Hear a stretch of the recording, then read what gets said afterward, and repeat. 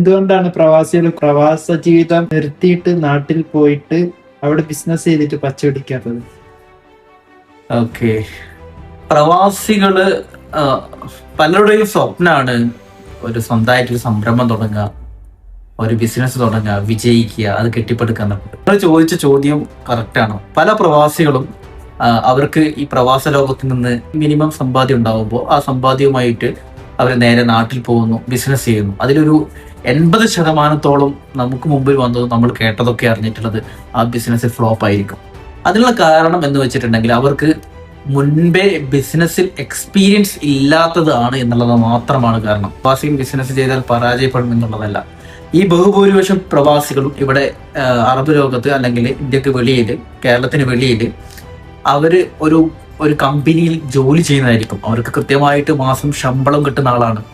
അപ്പൊ അവരുടെ കാര്യങ്ങൾ നല്ല ഭംഗിയായിട്ട് ആ ശമ്പളം കൊണ്ട് പോകുന്നുണ്ട്. അവർക്ക് വേറൊരു ലയബിലിറ്റീസ് ഉണ്ടാവില്ല. മറ്റുള്ളവർക്ക് പേ ചെയ്യേണ്ട ആവശ്യമില്ല, സപ്ലയേഴ്സിനെ കണ്ടെത്തേണ്ട ആവശ്യമില്ല, സപ്ലയേഴ്സിനെ പേ ചെയ്യേണ്ട ആവശ്യമില്ല. അങ്ങനെയുള്ള ഒരുപാട് ലയബിലിറ്റീസ് അവനക്കില്ല.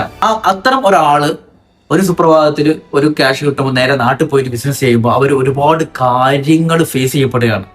പ്രത്യേകിച്ച് ക്ലയന്റിനെ കണ്ടെത്തേണ്ടത് ഗതി. പിന്നെയാണെങ്കിൽ മാസം ഓണർ ശമ്പളം അയച്ചു തരും, നമ്മൾ ബാങ്കിൽ കറക്റ്റായിട്ട് ക്രെഡിറ്റ് ആവും. പക്ഷെ അയാൾ സ്വന്തമായിട്ട് സംരംഭം കണ്ടെത്തുമ്പോൾ അയാൾ മറ്റുള്ളവർക്ക് പേ ചെയ്യാൻ വേണ്ടി വിധിക്കപ്പെടുകയാണ്. അപ്പോൾ പേ ചെയ്യേണ്ടത് എവിടുന്നാണ്? ആൾക്ക് ക്ലയന്റിനെ കിട്ടണം. ക്ലയന്റിനെ എങ്ങനെ ഡീൽ ചെയ്യണം എന്നുള്ള എക്സ്പീരിയൻസ് അയാൾക്കില്ല. പിന്നെ സപ്ലയേഴ്സിനെ എങ്ങനെ കൈകാര്യം ചെയ്യണം, ഏറ്റവും കുറഞ്ഞ ചെലവിൽ ക്വാളിറ്റി ഉള്ള സാധനം എങ്ങനെ കിട്ടണമെന്ന് ഒരു എക്സ്പീരിയൻസ് ഇല്ല.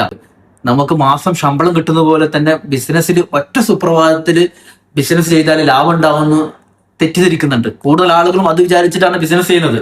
പക്ഷേ ബിസിനസ് എന്ന് പറഞ്ഞിട്ടുണ്ടെങ്കിൽ ഒരു മാസം കൊണ്ടോ 2 മാസം കൊണ്ടോ 3 മാസം കൊണ്ടോ നിങ്ങളെ പണക്കാരനാക്കുന്നതല്ല. അതൊരു ലോങ് പ്രോസസ്സാണ്. May be you will take 6 months, you will take 1 year or 2 year. നിങ്ങൾ ആദ്യം 6 months കഷ്ടപ്പെട്ടാലോ 1 കൊല്ലങ്ങൾ കഷ്ടപ്പെട്ടാലോ മേ ബി നിങ്ങൾ ഇറക്കിയ ക്യാഷ് കിട്ടുമല്ലോ, നിങ്ങൾ വീണ്ടും ക്യാഷ് ഇറക്കിക്കൊണ്ടേയിരിക്കും. പക്ഷേ ആഫ്റ്റർ 2 year or 3 year ഇതിന്റെ ഇൻകം റിട്ടേൺ വരും.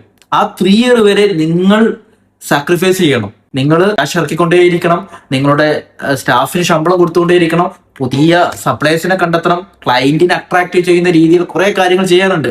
ഇതൊന്നും ചെയ്യാതെ, ഇത്തരം ഒരു എക്സ്പീരിയൻസ് ഇല്ലാതെ അവസാനത്തെ എൻഡ് ഓഫ് സർവീസിന് ഉപയോഗിക്കേണ്ട ആ സമ്പാദ്യമായിട്ട് നേരെ പോയി ചെല്ലും, ബിസിനസ് ചെയ്യും, ഫ്ലോപ്പ് ആവും. ഫ്ലോപ്പ് ആവുമെന്ന് വെച്ചിട്ടുണ്ടെങ്കിൽ ഇവര് 3-4 മാസം റെന്റ് കൊടുത്തും ശമ്പളം കൊടുത്തിട്ടും ബിസിനസ് ചെയ്യും. പക്ഷെ ആ ക്യാഷ് റിട്ടേൺ വരില്ല. സോ അവർ വിചാരിക്കുകയാണ് എന്റെ ബിസിനസ്, എന്റെ ക്യാഷ് ഒക്കെ തകർന്നു. അങ്ങനെ അവർ ഷട്ട് ഡൗൺ ചെയ്യാണ്. അപ്പോ പ്രവാസികളെ പ്രശ്നമല്ല. ആരെങ്കിലും ബിസിനസ് ഒരു ഭാവിയിൽ ദീർഘമായിട്ട് ബിസിനസ് ചെയ്യണമെന്ന് പ്ലാൻ ചെയ്യുന്നുണ്ടെങ്കിൽ